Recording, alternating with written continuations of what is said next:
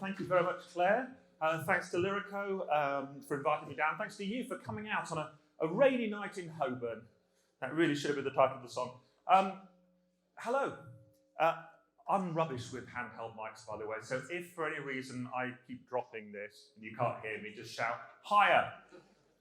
And if I have it too close to me and it gets really loud, put it lower. Okay. So, I'm going to be talking about the work colleague of the future. The story of the work colleague of the future starts about 3 months ago. I got a call from Fellows. Oh, I'm getting too close. I got a call from Fellows.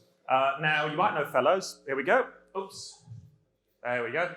Fellows, you might know them from, they make chairs, they make shredders, they make lots of things in terms of office equipment.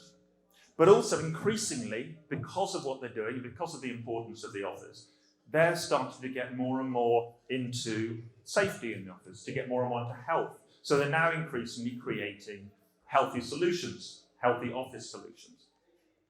And because of what they were doing, because they were starting to see all of the things that were happening in the office, they wanted to kind of bring that out. They wanted to do something, create a report that would give people a sense of what was actually going to happen in the future if we don't change our ways. Because actually what's happening in the office right now is pretty bad. The things that we're doing are going to be impacting our individual health for many years to come.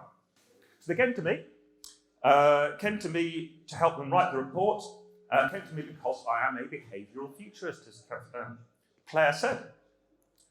And I run a company called The Next Big Thing. And a behavioural futurist is a very fancy way of saying that I try and predict the future, clearly, futurism. But behavioural futurism, I try to predict how people are going to behave in future, how people are going to think, how they're going to behave, what they're going to do, what they're going to want, what they'll expect. And I do that, as Claire said, for a range of different companies, from kind of MTV to Amazon to Walt Disney. And the thing is, as I say, originally I was a consumer futurist. But then I started realising more and more clients were asking me to start looking at the workplace of the future. So I thought, well, it can't just be consumer, it needs to be employee, it needs to be citizen if we're talking to governments. Because behaviour is something that we all do. We're not just consumers, we're employees, we run our own businesses, we do lots of things. So they came to me and they said, look, we want to try and get this report together. So I started helping them write the report. And as we looked at the report, we realised what was starting to go wrong. We were looking at all of the things that were starting to go wrong. We were looking at the future. And one of the first things I discovered as I was looking at the report, trying to work out how people are likely to behave in future, I discovered this figure, which is quite terrifying. 77 billion. 77 billion is the amount of money that is lost to British businesses every year because of poor employee health. 77 billion pounds. So that's a pretty shocking figure. But the other things that were shocking, we started realising what it was that was actually having this impact. That actually one of the biggest problems we've got in the workplace, and we'll talk about a few of the issues around because there are many, from poor air to the way we commute in, the way we eat, and so on at our desks. But one of the biggest problems we have is that it's the way we sit. The way we sit and the amount of time we sit for. And it's a couple of people there starting to sit up when I said that. The way we sit, it's all about being sedentary. So we were creating this report, and one of the central tenets of the report was sitting still is really bad for you. Now, I know a few journalists, and believe me, that is not the most exciting thing to hear. Sitting still is bad for you. So we thought we have to actually come up with something that's going to bring this to life, because actually the issues we were finding, the fact that actually more and more employees' health is getting worse, and it's impacting the economy and it's impacting individuals, we had to come up with something new. And somebody very smart at Fellows came up with the idea that instead of just writing a report, because there are lots of reports out there, that actually we'd create something a little bit different. We actually create a model, a figure, a representation of all of the problems that are happening, all of the things that are going wrong. Which leads us to the creation of Emma. Emma is the one on the left, by the way, in case anybody's wondering. I don't think that is actually the same shirt I'm wearing today. How very exciting. I do possess more than one shirt. It's actually if you start getting photographs of Emma, which I have been quite a lot recently, I do realise how similar the hunch is to my own. I've got this kind of Columbo shuffle I do. Anyway, they created Emma. And Emma is the representation of all of the problems we could have. If worst case scenario, if we keep doing what we're doing, and all of those things happen, we could all turn into Emma. And Emma, over here, we have the real Emma. I didn't realize we were actually going to have her, so that's exciting. The real Emma, she's got a steel frame, she's fiberglass, she's painted, she's perfectly enameled. But let's talk a little bit about Emma. Emma is actually, we thought it was just going to be this representation, Emma has actually become a bit of a celebrity. Anybody here seen Emma before? Seen any of the press we've had around Emma? Yes, lots of people here, fantastic. I actually saw 2 people earlier today having their photographs taken with Emma. It's really horrible when I'm going and doing some of these press trips and she's getting more attention than I am. That is a horrible thing. But Emma, basically, you can see at the back here some of the issues we have with Emma. Emma is a representation of what could happen if we don't do something about the way we behave. Now, a lot of people have said, because Emma is representing what we could look like, what every office worker of the future could look like in 20 years, in 2040. And a few people have said, well, we've been in offices for ages. But offices for hundreds of years, why suddenly now are things starting to change? Interestingly, by the way, I think one of the first ever offices just around the corner from here. Somerset House, one of the first offices in the world, 300 years ago. There we are, historic area for offices. But so why suddenly are things getting worse now? Well, actually, okay, let me ask you a couple of questions. Anybody here use a photocopier today? No? Oh, one person, okay. Anybody get up and get something off the printer? Couple, okay. Anybody get anything out of the filing cabinet? Good Lord, well done, sir, at the back. You're not a lawyer or accountant, by any chance, are you? Excellent. There are a couple of younger people here, I think, when I said filing cabinet, they're like, what? Anybody here don't know what a filing cabinet is? Okay. Maybe it's historical archivact now. Why do we have so few people doing those things? Because we have this amazing technology. We have this technology which makes our lives easier, and it's fantastic. We have mobile phones, which mean we don't have to go over and talk to people in the other desk, or go over to meetings as much.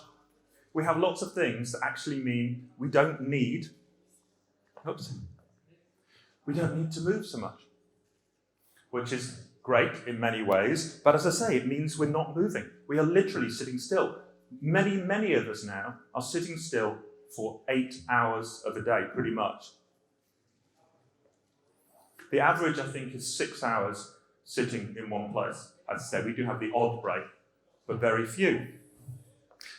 72% of us now are actually, of employee office workers, are actually taking medication for some sort of illness they have, back pain, eye strain, these kinds of things. It's increasingly, all of this technology is meaning that we are not getting up, we're not moving. And poor old Emma. Emma is the potential result if we don't start getting up, doing something about that. Now, Emma is having some very bad times at the moment, as you can see. Oops. Blew the reveal there, hold on. Emma has been, as I said, becoming even more famous than me. Recently, Emma actually appeared on Jonathan Ross' show. So exciting to see her on the Jonathan Ross show. It turns out Jonathan Ross does this whole bit. Jonathan Ross never does anything really, or does very little that's not actually about speaking to his guests. But he actually brought Emma on. He did like a 2-minute bit on Emma, which is fantastic. And he talked actually very seriously about the fact that Emma is all of the problems we can have. He's kept saying that it was a scientific process and it was really nice. And I was thinking, why is Jonathan Ross doing Emma? It's great. I think she's a wonderful lady. Turns out, and he said this on air, that one of the reasons that he wanted to get Emma on stage was because all of his researchers decided that Emma looks just like him. We have living proof, ladies and gentlemen. Absolutely true. Certainly wasn't modelled on Jonathan Ross, but we've both got that kind of hunch thing, I think, going on. So, what is wrong with Emma? Let's have a look at what's wrong with Emma, the few things that we're having. Why is Emma going to look like this? Why are we potentially going to look like this in 20 years? As I say, because we're not getting up enough. It's incredible, literally just sitting there for hour after hour can have this incredible impact on us. It can affect everything. Blood flow, we have here varicose veins. You can't quite see all of them here. I'm not going to lift the skirt so you can see them, but there are varicose veins there for very poor circulation.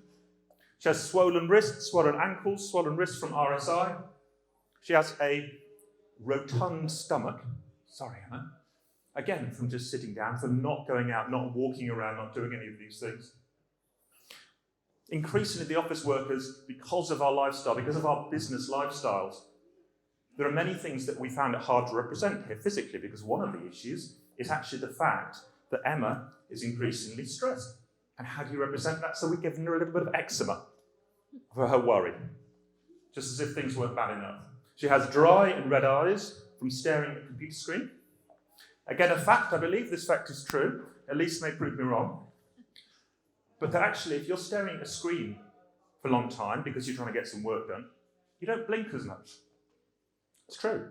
Which is why, if you don't blink as much, your eyes get dry, you get red, they get sore. So there she's going to have more of that. About something like 80% of us now have some form of what they call computer vision syndrome, CVS. Okay, and she has here, you can't quite see it, but a permanently bent back. Again, from slouching. So this is what we could look like in 20 years if we're not careful. So what can we do about it? Because we've created something for ourselves. We've created this sense of this office space which really isn't healthy for us. This idea of just staring at a screen for hours on end is not healthy for us. So what can we do? Well, in the short term, what can we do? For the office of today, what can we do? Well, there's a few things we can do. We can get up more. That's one of the main things we can do. We can actually stand up once an hour, preferably at least once an hour.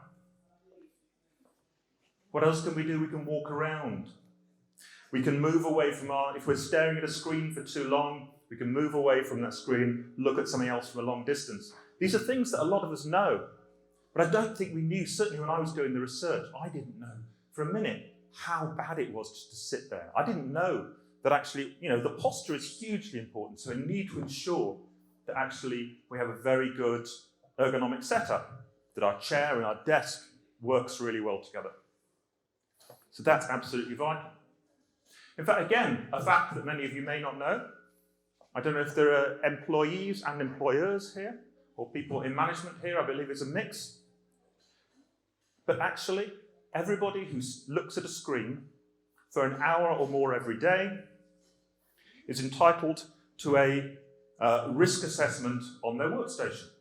Every single person. EU law, so who knows whether it's going to continue for the next few years, but it's actually by law.